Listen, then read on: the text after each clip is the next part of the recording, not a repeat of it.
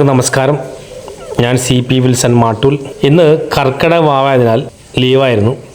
വീട്ടിലിങ്ങനെ ഇരിക്കുമ്പോഴാണ് മകൾ പറഞ്ഞത് നമുക്ക് എവിടെയെങ്കിലും പോയാലോ എന്ന്. അങ്ങനെ ആലോചിക്കുമ്പോഴാണ് ചൂണ്ടിയിടാനുള്ള ആഗ്രഹം തോന്നിയത്. കുറേ വർഷത്തിന് ശേഷമാണ് ചൂണ്ടിയിടാൻ വേണ്ടിക്ക് ഒരാഗ്രഹം തോന്നിയത്. അങ്ങനെ ഞാനും മകളും കൂടി ബൈക്കിൽ പോവുകയാണ്. അന്നേരമാണ് നമ്മുടെ മാട്ടൂലിപ്പോൾ സ്ഥിരം കാഴ്ചയാണ് മയിലുകൾ. വീട്ടിലെ കോഴികളെ പോലെ മയിലുകൾ ഇഷ്ടം പോലെ മാട്ടൂലുണ്ട്. അതിൻ്റെ ആവാസ വ്യവസ്ഥയായിട്ട് മാറിയിരിക്കുകയാണ് മയിലുടെ മാട്ടൂലിൽ. അങ്ങനെ ഞങ്ങൾ ബീച്ച് റോഡ് വഴി തോട്ടിലേക്കുള്ള യാത്രയാണ്. ഇന്ന് കർക്കിടക വാവിൽ തന്നെ നല്ല മഴക്കാറുണ്ടായിരുന്നു. അങ്ങനെ നമ്മൾ ലക്ഷ്യസ്ഥാനത്തെത്തി തോട്ടിനെ കരയിലെത്തിയിരിക്കുകയാണ്. അങ്ങനെ നമുക്കറിയാം ചൂണ്ടിയിടാൻ വേണ്ടി നമുക്ക് എര എന്ന് പറയുന്നത് നെൽത്തര എന്നാണ് പറയുന്നത് നമ്മുടെ നാട്ടിലൊക്കെ. അങ്ങനെ എരയെ ചൂണ്ടിൽ കോർത്ത് കുറേ വർഷത്തിന് ശേഷമാണ് ചൂണ്ടിൻ്റെ അങ്കീസം കാണുന്നത് തന്നെ. അങ്ങനെ തോട്ടിലേക്ക് വീശി എറിഞ്ഞു. പക്ഷേ പഴയ പോലെ നമ്മുടെ നാട്ടിലേറ്റവും കാണുന്ന പിലോപ്പിയൊന്നും കാണാനില്ല. പക്ഷേ കുറേ നേരം കാത്തിരുന്നപ്പോഴാണ് മീനിങ്ങനെ കുത്തി തുടങ്ങിയത്. നമ്മളെ കല്ലങ്കീരെന്ന് പറയുന്ന മീനും അതുപോലെ തന്നെ ഇപ്പോൾ നാട്ടിൽ ഏറ്റവും കൂടുതൽ കാണുന്നത് അനാബസ് എന്ന് പറയുന്ന മീനാണ്. ഈ അനാബസ് എന്ന മീൻ വന്നതോടെയാണ് നമ്മുടെ നാട്ടിൽ മറ്റ് മീനുകളൊന്നും കാണില്ല. അങ്ങനെ ചൂണ്ടിയിൽ ആദ്യത്തെ അനാബസ് മീൻ ചൂണ്ടിൽ കോർത്ത് കിട്ടി. അത് വളരെ സന്തോഷം നിറഞ്ഞതായിരുന്നു.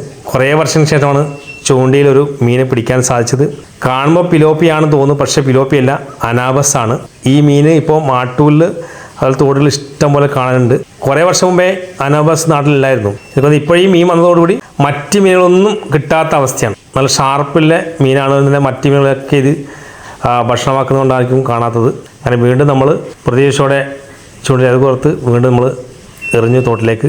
പിന്നെ നമുക്ക് കിട്ടിയത് കല്ലങ്കീരനാണ്. നമുക്കറിയാം കറുപ്പും വെള്ളിയും നിറഞ്ഞൊരു മീനാണ്. അപ്പോൾ ഇടയ്ക്കൊക്കെ പിലോപ്പി കാണുന്നുണ്ടായിരുന്നു. അതുപോലെ തന്നെ കഴിച്ചില്ല. അതുപോലെ വാരാൽ എന്ന് പറയുന്ന മീനും കാണുന്നു, പക്ഷെ അതൊന്നും ചൂണ്ടിൽ പിടിക്കുന്നില്ല.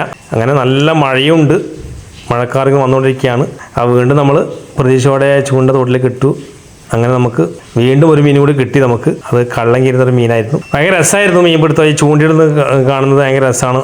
ഇപ്പോഴാണ് ഞാനും മകളും കൂടി നന്നായിട്ട് അത് ആസ്വദിച്ചുകൊണ്ട് തന്നെ ഈ ദിവസം വളരെ സന്തോഷത്തോടെ ഇന്നത്തെ ദിവസം ചൂണ്ടിയിടാൻ വേണ്ടി ഇറങ്ങി തിരിച്ചത്. പലപ്പോഴും നിലത്തിരയാണ്. പലപ്പോഴും ഇപ്പം പല ആൾക്കാരും മഞ്ഞൾ മൈദയും ഒക്കെ മിക്സ് ചെയ്താണ് എരി ഉണ്ടാക്കുന്നത്. നമ്മൾ സാധാരണ മുമ്പേ പിടിക്കും പോലെ നിലത്തിര എന്ന് പറഞ്ഞ സാധനം തന്നെയാണ് എരിയായിട്ട് ഉപയോഗിച്ചത്. അങ്ങനെ നല്ല മഴ പെയ്യാൻ സാധ്യത ഉള്ളതുകൊണ്ട് നമ്മൾ മീൻപിടുത്തം തൽക്കാലം നിർത്തിക്കൊണ്ട് നമ്മൾ വീട്ടിലേക്ക് പുറപ്പെട്ടു. അപ്പോൾ വീഡിയോ ഇഷ്ടപ്പെട്ടാൽ ലൈക്ക് ചെയ്യുക, ഷെയർ ചെയ്യുക. ഇത് നമ്മൾ മാട്ടൂലാണ്. മാട്ടൂലിൻ്റെ ബീച്ച് സൈഡിലെ ഒരു തോടാണ് നിങ്ങൾ കാണുന്നത്. നല്ല അടിപൊളി പ്ലേസാണ്. അപ്പോൾ ഓക്കെ.